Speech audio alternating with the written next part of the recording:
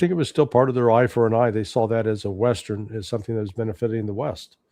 This is Iran, I see right now, I think is in a very strong position in order to negotiate or to extract concessions out of the West. I'm a little skeptical that Arachi is taking a phone call from Witkoff. He's rejected it in the past, but Witkoff's going to call up and say, "Hey, let's talk," and Arachi will say, "We don't have anything to talk about. You've already betrayed us twice. So here's what you're going to do." If I was Arachi, I'd say, "You're going to lift the sanctions on us, and you're going to withdraw your military forces from the Gulf. You do that, and we see that concretely, then we'll lift the sanctions on the Strait of Hormuz. We'll allow the world economy to get started again." But we're at 16 days now, and we're going to go on. Insane. It's 17, I think. 17 if you include February 28th. Yeah, and so we're already at based on history, and I don't have the numbers off the top of my head, but I think the damage, the shutdown of oil out of the Persian Gulf now is longer than anything that happened after the Yom Kippur War of 1973, or the shutdown that took place after Russia's invasion of Ukraine. And in both situations, there were a subsequent recession, economic recession around the globe. This one is going to be much longer lasting, much more harmful than anything that's ever happened. There's also talks about a split within the IRGC and Iranian political class. Some want to continue the war. I'm not sure if you've seen the report. Some want to continue the war, want to avenge Khamenei's death and inflict as much damage as possible to Israel and the US. And there's another segment of the IRGC or the political class, that the executive branch, that they do want a deal. They want an end to the war. Who do you think has the say? Could we see a split, a deeper split within Iran?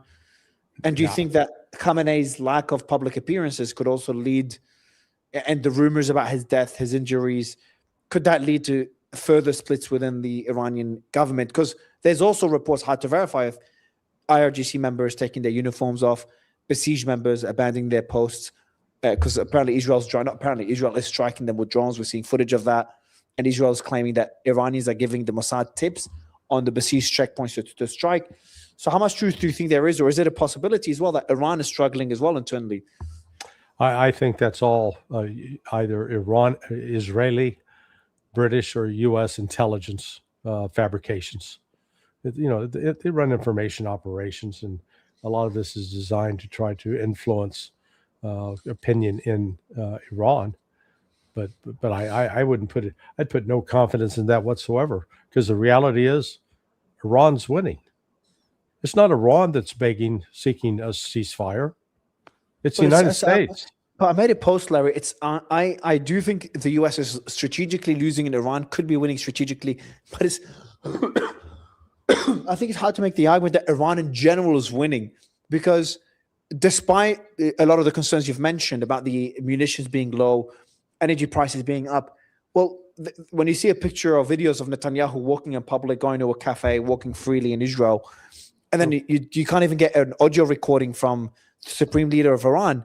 Just looking at those two facts, it's a bit hard to make you look at life going on as normal in the Gulf. I understand they're struggling, but nothing like Iran. And then Iran is burning on a daily basis with plumes of smoke going off everywhere. It's hard to make the argument that Iran is winning. Do you know what I mean? The only argument I make is they're winning strategically by closing the Strait of Hormuz, but that's more of an asymmetric strategic win. Well, you saw 2 days ago, President Pezeshkian walking down the street.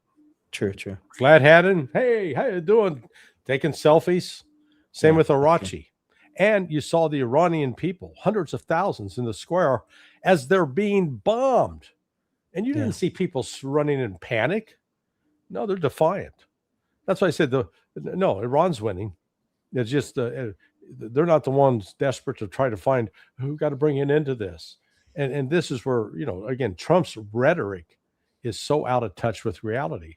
He claims, oh, well, we destroyed 100 of the. But I In think, fact, both sides just make up stuff. Like Iran has claimed 5 times they've destroyed and sunk the aircraft carrier, the U.S. aircraft carrier. well, So yeah. I think making outlandish claims happens on both sides. Oh yeah, no, I don't doubt, I don't disagree with that. But it does appear Abraham Lincoln was damaged, did suffer some damage. I heard of that. Yeah. Yeah, it's staying the hell away from Iran. I mean, Yeah. look, aircraft carriers, in theory, back during, like World War II, they would go in close enough to shore. They'd have their screen of destroyers and cruisers that would be trying to shoot down like Japanese kamikaze planes back in World War II. But they were close enough that they could launch their aircraft. Aircraft could go out, launch the attacks, and return. They don't.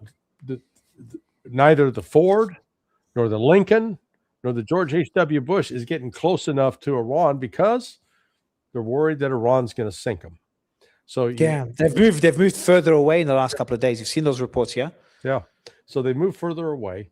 Ground force, there's no way a ground force could be inserted and used with any effectiveness at all in the Persian Gulf.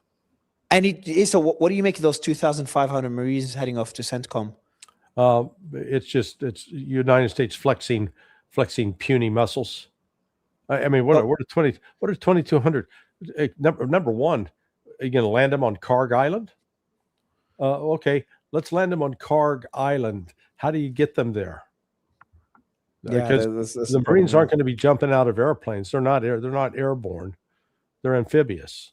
So that means you got to bring a ship in the Cape big enough to land. That ship would be a huge target. It would be sunk before it got to shore. So let's say that they're going to try to land them at some point in the Strait of Hormuz. Okay, you got 2,200 Marines, and that's basically about 2,000 kilometers of coastline. All right, so that's 1,600 miles. So you only got 2,200 Marines. What do? Put 1.5 Marines every mile?